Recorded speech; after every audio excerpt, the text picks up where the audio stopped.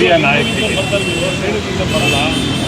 ವಿಶೇಷವಾಗಿ ನಮ್ಮೆಲ್ಲರ ನಾಯಕರಾದಂಥ ರಾಹುಲ್ ಗಾಂಧಿಯವರು ಮತ್ತು ಕಾಂಗ್ರೆಸ್ ಪಕ್ಷದ ಅಧ್ಯಕ್ಷರಾದಂಥ ಸನ್ಮಾನ್ಯ ಮಲ್ಲಿಕಾರ್ಜುನ್ ಖರ್ಗೆ ಸಾಹೇಬ್, ನಮ್ಮ ಮುಖ್ಯಮಂತ್ರಿಗಳಾದಂಥ ಡಿ.ಕೆ ಶಿವಕುಮಾರ್ ಅವರಿಗೆ ಮತ್ತು ವಿಶೇಷವಾಗಿ ನಮ್ಮ ನಾಯಕರಾದಂಥ ಮಾರ್ಗದರ್ಶಕರಾದಂಥ ಸನ್ಮಾನ್ಯ ಸಿದ್ದರಾಮಯ್ಯ ಸಾಹೇಬರಿಗೆ ಧನ್ಯವಾದಗಳನ್ನು ನಾನು ಬಯಸ್ತೇನೆ.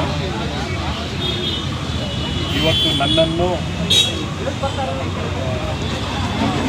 ಒಂದು ರಾಜ್ಯದ ಸಂಪುಟದಲ್ಲಿ ಸ್ಥಾನ ಸಿಕ್ಕಿದೆ ಅಂದರೆ ಇವರು ನನಗೆ ಒಂದು ಅವಕಾಶ ಮಾಡಿಕೊಟ್ಟಿರ್ತಕ್ಕಂಥ ಸಂದರ್ಭದಲ್ಲಿ ಮುಂದಿನ ದಿನಗಳಲ್ಲಿ ಈ ರಾಜ್ಯದ ಯುವಕರ ಪರವಾಗಿ ಧ್ವನಿಯನ್ನು ಎತ್ತುವುದಕ್ಕೆ ಭಾಳಷ್ಟು ಯುವಕರಿಗೆ ಅವಕಾಶ ಮಾಡಿಕೊಟ್ಟಿರ್ತಕ್ಕಂಥದ್ದು. ನಾನು ನಮ್ಮ ಪಕ್ಷದ ಎಲ್ಲ ನಾಯಕರಿಗೆ ಧನ್ಯವಾದಗಳನ್ನು ಹೇಳಿ, ನನ್ನಂಥ ಒಬ್ಬ ಸಾಮಾನ್ಯ ಕಾರ್ಯಕರ್ತ, NSY ಯುವ ಕಾಂಗ್ರೆಸ್ನ ಮುಖಾಂತರ ಬಂದಿರತಕ್ಕಂಥ ಕಾರ್ಯಕರ್ತ ಪಕ್ಷದ ನಿಷ್ಠೆಯನ್ನು ಎತ್ತಿ ಹಿಡಿದು ಸದಾಕಾಲ ಪಕ್ಷದ ಜವಾಬ್ದಾರಿಯನ್ನು ಸಕ್ರಿಯವಾಗಿ ನಿಭಾಯಿಸತಕ್ಕಂಥ ನನ್ನಂಥ ಒಬ್ಬ ಕಾರ್ಯಕರ್ತನಿಗೆ ಜವಾಬ್ದಾರಿ ಕೊಟ್ಟಿರ್ತಕ್ಕಂಥದ್ದು. ನಾನು ಅವರಿಗೆ ಕೃತಜ್ಞತೆಗಳನ್ನು ಸಲ್ಲಿಸ್ತಾ ಇದ್ದೀನಿ. ಸಿದ್ದರಾಮಯ್ಯನವ್ರಿಗೆ ಮತ್ತು ಡಿ.ಕೆ ಶಿವಕುಮಾರ್ ಅವರಿಗೆ ಮತ್ತೆ ನಾನು ಧನ್ಯವಾದಗಳನ್ನು ಸಲ್ಲಿಸ್ತೇನೆ. ನಿರೀಕ್ಷೆ ಇತ್ತ